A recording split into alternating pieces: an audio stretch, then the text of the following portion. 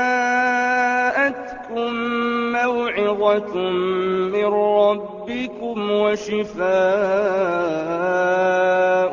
لما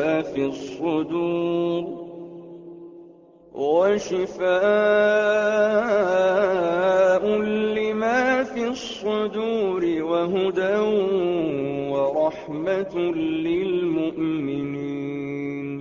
الحمد للہ رب العالمین والعاقبۃ للمتقین والصلاۃ والسلام علی رسولہ الکریم اما بعد فاعوذ باللہ من الشیطان الرجیم بسم اللہ الرحمن الرحیم الیہ یرد علم الساعہ. قرآن مجید کا 25واں پارہ ان کلمات سے شروع ہوتا ہے اور انہی سے پہچانا جاتا ہے. اس پارے میں سورہ حامیم السجدہ کی بقیہ 8 آیات، پوری سورہ شورى، پوری سورہ زخرف، پوری سورہ دخان اور پوری سورہ جاثیہ شامل ہے. سورہ شورى قرآن مجید کی انتہائی اہمیت والی صورت ہے. آیت نمبر 13 میں ارشاد ہوا شرع لکم من الدین ما وصی بہ نوحا والذی اوحینا الیک وما وصینا بہ ابراہیم وموسیٰ وعیسیٰ ان اقیموا الدین ولا تتفرقوا فیہ.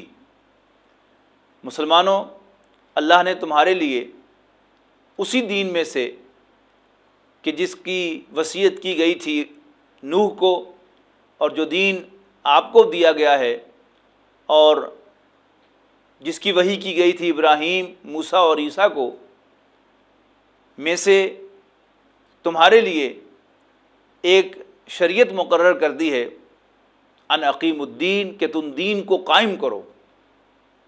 یعنی شریعت کا لازمی تقاضا کیا ہے کہ شریعت کو قائم کرنے کی جد و جہد کی جائے. تاریخ بنی اسرائیل میں بھی ہم دیکھتے ہیں کہ حضرت موسیٰ علیہ السلام اولاً فرعون کی طرف رسول بنا کر بھیجے گئے تھے اور معجزے کے ذریعے سے اللہ تعالیٰ نے اس مشن میں حضرت موسیٰ علیہ السلام کو کامیابی دلائی. لیکن اب دوسری بعثت ان کی بنی اسرائیل کی طرف تھی. اس کے تحت حضرت موسیٰ علیہ السلام کو تورات عطا فرمائی گئی، ایک شریعت عطا فرمائی گئی اور فوراً تقاضا کیا گیا کہ اب اس شریعت کے نفاذ کے لیے تم فلسطین میں داخل ہو فاتح کی حیثیت سے. یعنی پہلے تم جنگ کرو، اس شہر کو فتح کرو تاکہ اس پر تمہارا پورا کنٹرول ہو اور پھر وہاں پر شریعت کو نافذ کرو. اللہ تعالیٰ اس پر یقیناً قادر تھا کہ معجزانہ طریقے سے حضرت موسیٰ علیہ السلام کو فلسطین کے اوپر بھی تسلط عطا فرما دیتا اور وہاں پر شریعت کا نفاذ ہو جاتا.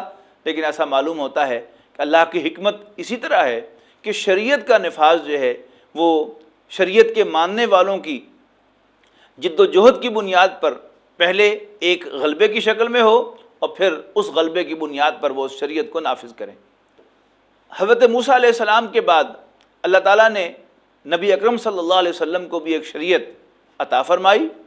اب بھی اللہ قادر تھا کہ اپنے نبی کو ایک کانٹا بھی نہ چبھنے دیتا اور انہیں پورے عرب پر فیصلہ کن غلبہ عطا فرما دیتا اور آپ شریعت کو نافذ فرما دیتے. لیکن اللہ کو پھر یہ منظور نہیں تھا. اللہ تعالیٰ نے اپنے پیارے نبی سے بھی تقاضا کیا کہ تم ایک جد و جہد کرو جو ہمیں سیرت النبی کے اندر نظر آتی ہے. یعنی حضور صلی اللہ علیہ وسلم کی زندگی کے یہ 2 بڑے اہم فیزز ہیں کہ مکہ مکرمہ میں نبی اکرم صلی اللہ علیہ وسلم پیسو ریزسٹنس کا مظاہرہ کرتے ہوئے نظر آتے ہیں کہ اپنے دفاع میں بھی آپ نے نہ خود ہاتھ اٹھایا اور نہ اپنے ساتھیوں کو ایسا کرنے کی اجازت دی. لیکن مدینہ منورہ میں نبی اکرم صلی اللہ علیہ وسلم کے 8 سالہ سٹے کے دوران، یعنی سن 8 ہجری میں تو مکہ فتح ہو گیا، 8 سالہ سٹے کے دوران اگر آپ کوئی سیرت کی کتاب اٹھا کر دیکھیں گے تو آپ حیران ہوں گے دیکھ کر ناظرین کہ غزوات ہی غزوات ہیں اور مہمات ہی مہمات ہیں. آن ایوریج میں سمجھتا ہوں کہ ہر مہینے کوئی نہ کوئی مہم ہے جو نبی اکرم صلی اللہ علیہ وسلم نے بھیجی ہے اور بہت سی مہمات میں بنفس نفسیت بھی آپ نے شرکت کی ہے. اور اس ساری جد و جہد کے نتیجے میں نبی اکرم صلی اللہ علیہ وسلم کو اللہ تعالیٰ نے فیصلہ کن فتح نصیب فرمائی اولاً مکہ مکرمہ پر اور اس کے بعد پھر بقیہ جزیرہ نما عرب پر، تو اللہ کا دین غالب ہو گیا۔ اسی طرح آج بھی جب پھر دین مغلوب ہے، ضرورت اس بات کی ہے کہ ہم اللہ کے دین کے لیے سنجیدہ جد و جہد کریں۔ یقیناً حضور صلی اللہ علیہ وسلم کی اس سنت کے مطابق پہلے فیز آئے گا اس جد و جہد میں پیسو ریزسٹنس کا، اور صرف پیسو ریزسٹنس سے اور صرف دعوت و تبلیغ سے نہ پہلے دین غالب ہوا تھا نہ اب غالب ہوگا۔ پھر مرحلہ آئے گا کہ جب مسلح جد و جہد کرنی پڑے گی۔ اس مسلح جد و جہد کی شکل کوئی بھی ہو سکتی ہے، عین ممکن ہے کہ وہ پیسو ریزسٹنس ہی مسلح جد و جہد کی شکل اختیار کر لے، اور کسی ریزسٹنس موومنٹ کے ذریعے سے حکومت کی تمام طاقت کا مقابلہ کیا جائے اور اللہ کے دین کے غلبے کی راہ ہموار ہو جائے۔ لیکن بہرحال جد و جہد کرنا ہی پڑے گی، اور پھر اللہ کے دین کا غلبہ ہوگا۔ اس کے بعد ارشاد ہوا کہ اللہ تعالیٰ دو طرح سے اے نبی آپ کی مدد فرمائے گا، کہ اللہ تعالیٰ جسے چاہے گا چن کر تمہاری جھولی میں ڈال دے گا، جیسے حضرت عمر کو ڈال دیا، اور جو سٹرگل کرے گا، محنت کرے گا، اسے تو اللہ تعالیٰ راستہ دکھائی دے گا، جیسے حضرت سلمان فارسی رضی اللہ تعالیٰ عنہ کو۔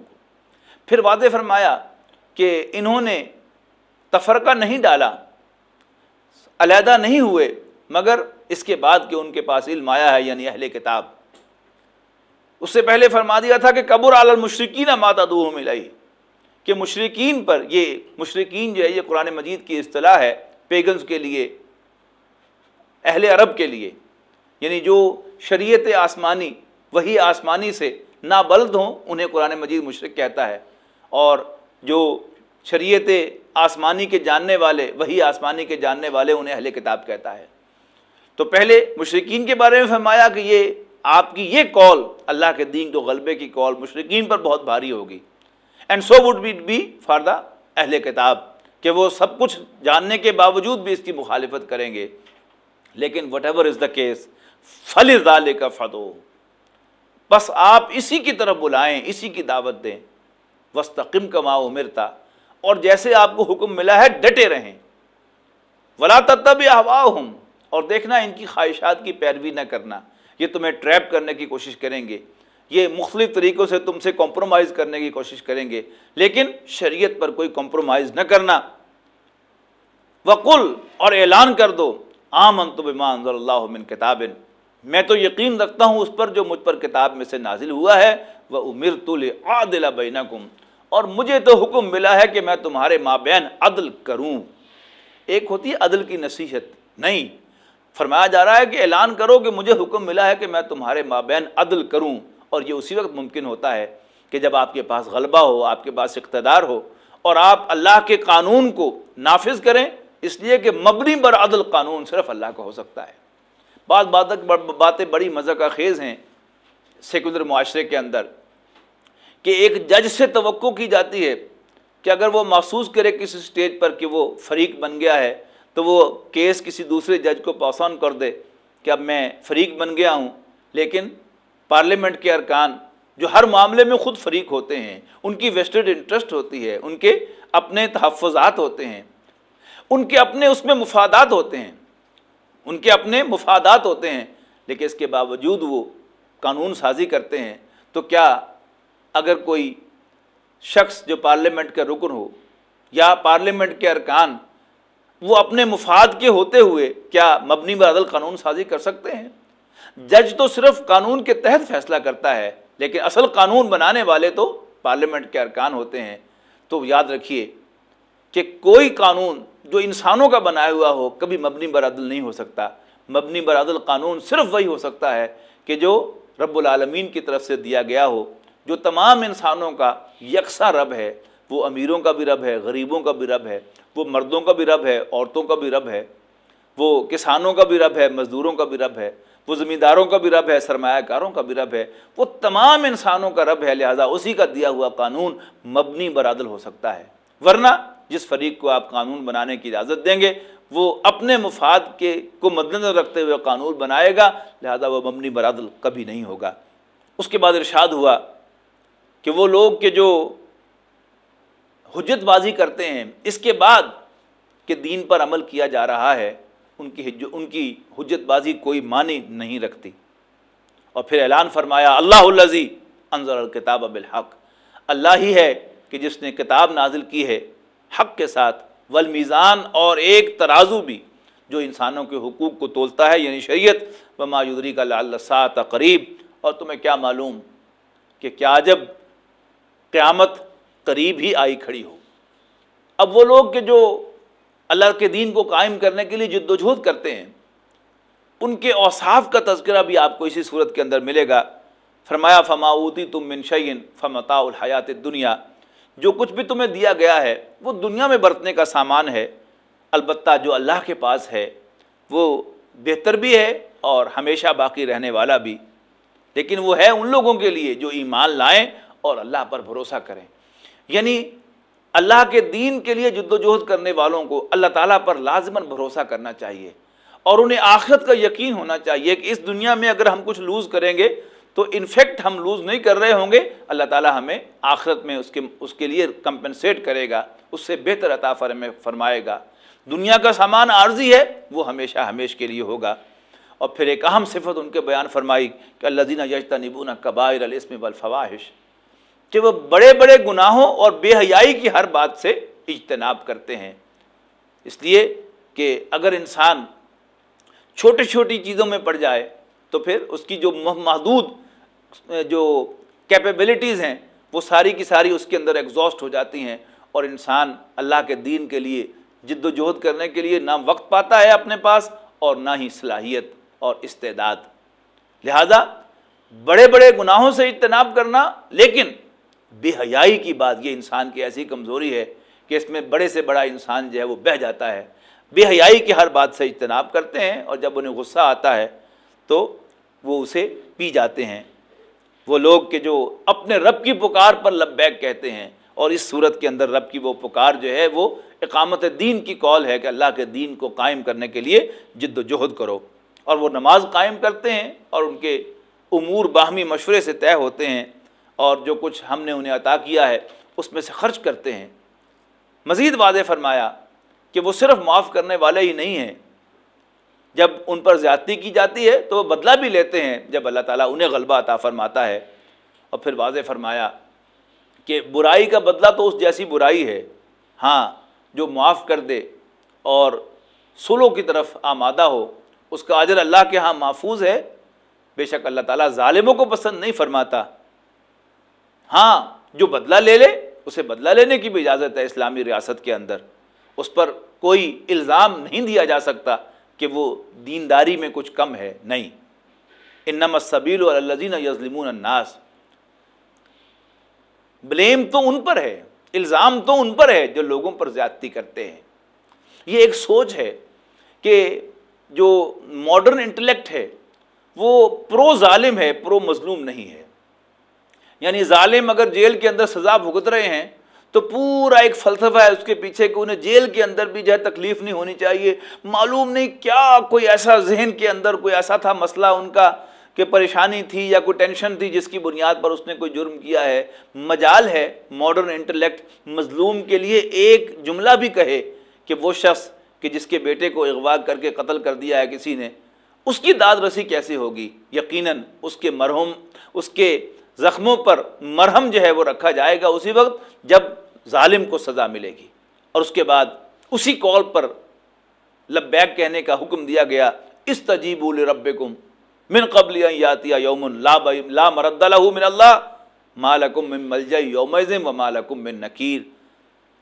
اپنے رب کی کال کو رسپونڈ کرو، اپنے رب کی پکار پر لبیک کہو اس سے پہلے کہ ایک ایسا دن آ جائے کہ جس کو لوٹایا جانا ممکن نہیں ہوگا، اور وہ دن اللہ کی طرف سے ہوگا۔ اس دن نہ تمہارے لیے کوئی جائے پناہ ہوگی اور نہ ہی انکار کیے بن پڑے گی۔ اس کے بعد سورہ زخرف آتی ہے، یہ توحید پر بڑی زبردست صورت ہے، بڑے زبردست دلائل توحید کے اس کے اندر دیے گئے ہیں۔ سواری کی دعا سبحان الذی سخر لنا ھذا وما كنا له مقرنین وإنا إلی ربنا لمنقلبون بھی اس سورت کی آیت نمبر 13 اور 14 میں وارد ہوئی ہے۔ پھر ذکر ہوا یہاں پر کہ یہ لوگ کیسی مضحکہ خیز بات کرتے ہیں کہ کہتے ہیں کہ ہمارے بیٹے اور اللہ کی بیٹیاں ہوں۔ واہ، اللہ کو ایسی چیز تجویز کرتے ہیں جو انہیں اتنی ناپسند ہے کہ جب ان میں سے کسی کو بیٹی کی خوشخبری دی جاتی ہے تو اس کا چہرہ سیاہ ہو جاتا ہے اور وہ غصے میں آ جاتا ہے۔ پھر آج کا انٹلیکچوئل جو ہے وہ بڑی حجت بازی کرتا ہے اور اپنی طرف سے بڑا کوئی دلیل لے کے آتا ہے۔ اگر اللہ تعالیٰ چونکہ ہر چیز پر قادر ہے اور اگر ہم برائی کر رہے ہیں تو گویا اللہ تعالیٰ کی طرف سے برائی کر رہے ہیں، اللہ ہم سے برائی کروا رہا ہے، یہ کوئی نئی دلیل نہیں ہے۔ قرآن مجید نے اس کو بھی کوٹ کیا ہے، وَقَالُوا لَوْ شَاءَ الرَّحْمَنُ مَا عَبَدْنَاهُمْ، اگر اللہ چاہتا تو ہم ان بتوں کی پوجا نہ کرتے۔ مَا لَهُمْ بِذَلِكَ مِنْ علم، ان کے پاس اس سلسلے میں کوئی علم نہیں ہے۔ اِنْهُمْ إِلَّا يَخْرُصُونَ، بس وہ صرف اٹکل کے تیر چلا رہے ہیں۔ سورہ زخرف میں ایک اور اہم مضمون بیان ہوا ہے، اور وہ ہے کہ اس دنیا میں انسانوں کے درمیان ڈسپیرٹی کیوں ہے؟ کچھ امیر ہیں، کچھ غریب ہیں۔ ارشاد ہوا، اہم یقسمون رحمت ربک، کیا یہ تیرے رب کی رحمت کے تقسیم کرنے والے ہیں؟ نحن قسمنا بینہم معیشتہم فی الحیات الدنیا، حقیقتاً ہم ہیں ان کے درمیان معیشت کے تقسیم کرنے والے۔ ورفعنا بعضہم فوق بعض درجات، اور ہم نے ان کو ایک دوسرے پر درجات میں فوقیت دی ہے۔ کیوں؟ لیتخذ بعضہم بعضا سخریا، تاکہ یہ ایک دوسرے سے خدمت لے سکے۔ یعنی اگر تمام انسان ایک ہی سٹیٹس کے حامل ہوتے تو پھر سروسز کیسے لی جاتی اور سروسز کیسے پرووائڈ کی جاتی؟ یعنی اگر کیفیت یہ ہوتی کہ میں بھی رانی تو بھی رانی تو پھر کون بھرے گا پانی؟ ایک اور اہم مضمون بھی آیت نمبر 33 اور 34 میں بیان ہوا۔ وہ مضمون یہ ہے کہ اللہ تعالیٰ کیوں ظالموں کو اتنی چھوٹ دیتا ہے؟ اللہ تعالیٰ کیوں کافروں کو دنیا میں اتنی فیسلٹیز پرووائڈ کرتا ہے؟ کیا اللہ اس پر قادر نہیں ہے کہ ان کا رزق تنگ کر دے؟ ارشاد فرمایا کہ اگر اللہ تعالیٰ ایسا کرتا تو سب کے سب لوگ کافر ہو جاتے، لہٰذا اللہ تعالیٰ نے اس فتنے سے انسانیت کو محفوظ رکھا ہے، لیکن انسانوں کو ٹیسٹ کرنے کے لیے اللہ تعالیٰ نے کچھ کو، یعنی سب کے سب کافروں کو نہیں، کچھ ظالموں کو، کچھ کافروں کو، کچھ باغیوں کو، بہرحال اللہ تعالیٰ نے دنیا کا بہت سا ساز و سامان عطا کیا ہے، لیکن وہ بھی اللہ تعالیٰ کی طرف سے ایک خاص لمٹ کے اندر ہے۔ توحید کے بیان میں ایک عجیب و غریب آیت بھی اسی صورت کے اندر وارد ہوئی ہے۔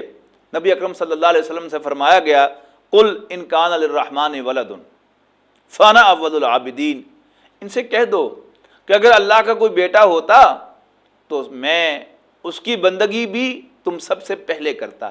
حقیقت یہ ہے کہ اللہ کا کوئی بیٹا ہے ہی نہیں۔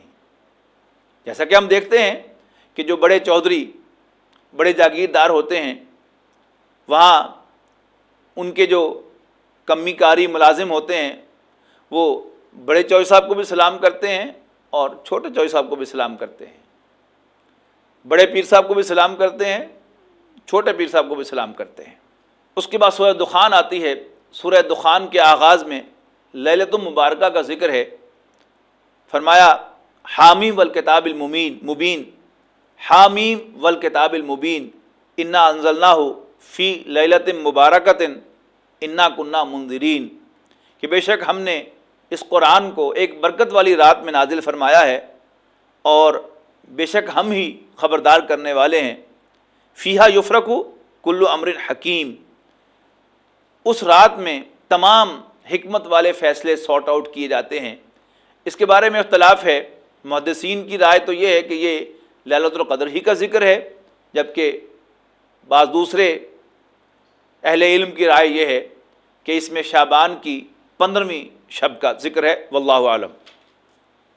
اس کے بعد سورہ جاثیہ آتی ہے۔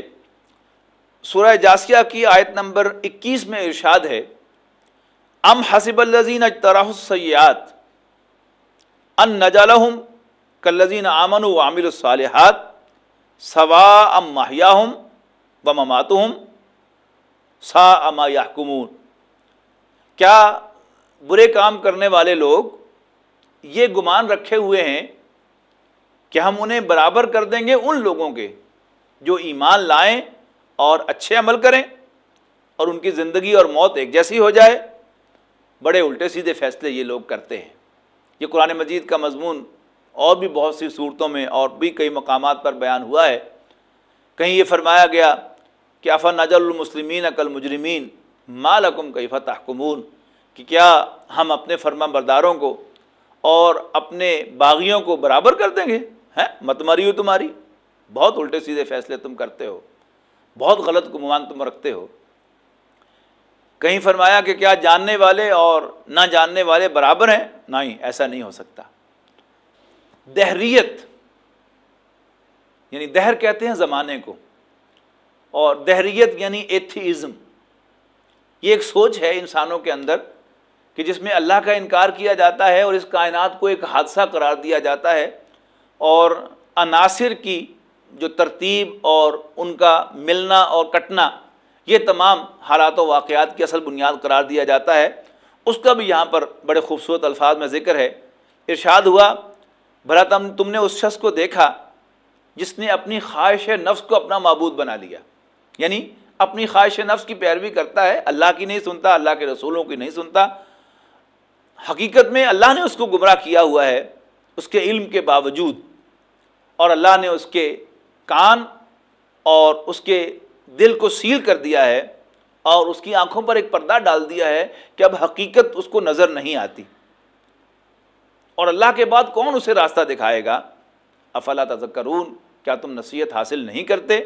پھر فرمایا کہ یہ لوگ کہتے ہیں کہ یہ دنیاوی زندگی ما ہی الا حیاتنا الدنیا نموت و نحیا، کہ یہ دنیاوی زندگی بس صرف یہی زندگی ہے، بس زندگی تو صرف یہ دنیاوی زندگی ہے، نموت و نحیا، کہ اسی میں ہمارا مرنا اور ہمارا جینا ہے، وما یہلکنا الا الدہر، اور یہ زمانہ ہی ہمیں مارتا ہے، یعنی زمانے کے حوادث، عناصر کا ملنا جڑنا کٹنا، اسی سے زندگی اور موت واقع ہوتی ہے، جس کو ریپرزینٹ کرتا ہے وہ مشہور شعر۔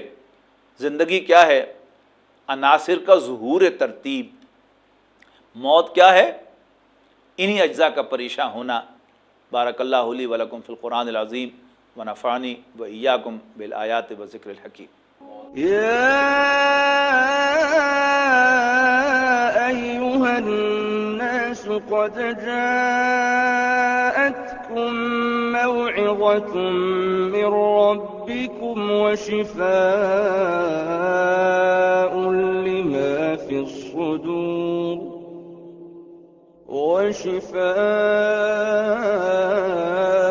لما في الصدور وهدى ورحمة للمؤمنين۔